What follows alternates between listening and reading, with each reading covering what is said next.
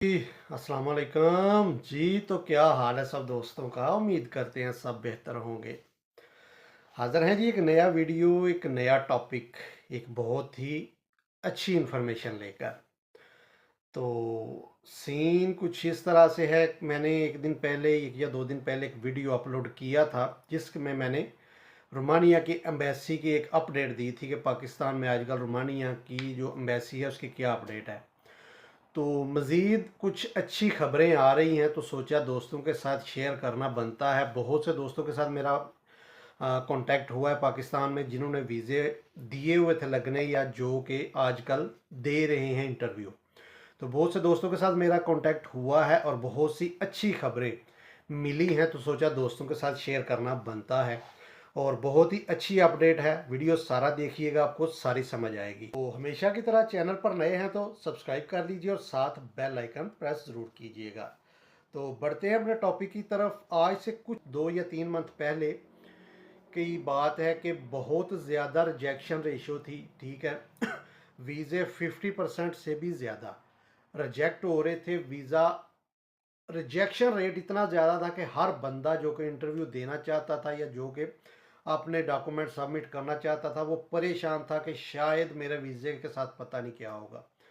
लेकिन time to time अभी वीज़े यहाँ से निकलना कम हो गए हैं। यहाँ से वर्क परमिट सब रोमानिया से जो वर्क परमिट हैं वो भी इशू होना कम हो गए हैं, पाकिस्तान और इंडिया के। इसकी क्या रीज़न है, ये भी मैं इंशाल्लाह नेक्स्ट वीडियो में एक्सप्लेन करूंगा कि इसकी क्या रीज़न है कि वर्क परमिट कम क्यों हुए हैं, इशू। तो यही चीज़ थी कि बहुत से दोस्तों के मैसेजेस, एक मेरे दोस्त के साथ मेरा कांटेक्ट हुआ, उसका वीज़ा स्टंप होकर आया है रोमानिया का।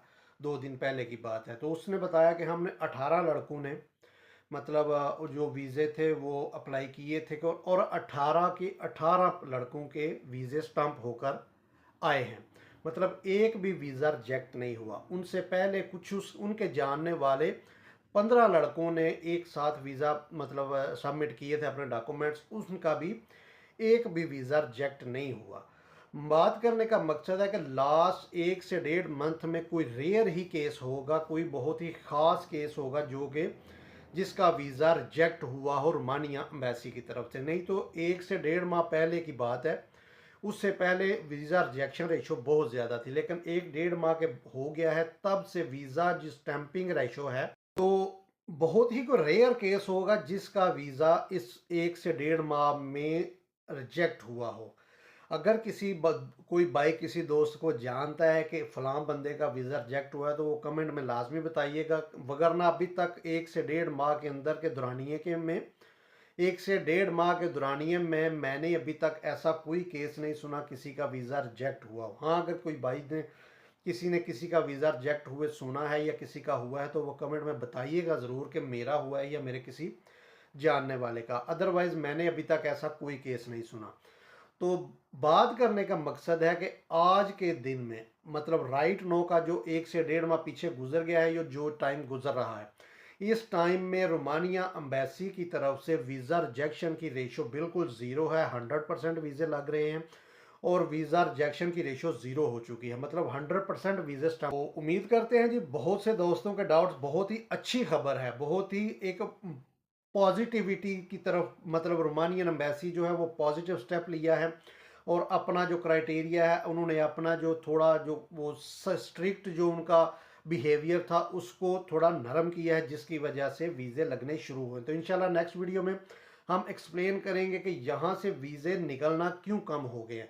रोमानिया से पाकिस्तान और इंडिया के जो वर्क परमिट हैं वो निकलना बहुत ही कम हो गए हैं। इसका भी एक ऑथेंटिक रीज़न है, वो भी इंशाल्लाह मैं नेक्स्ट वीडियो में एक्सप्लेन करूँगा।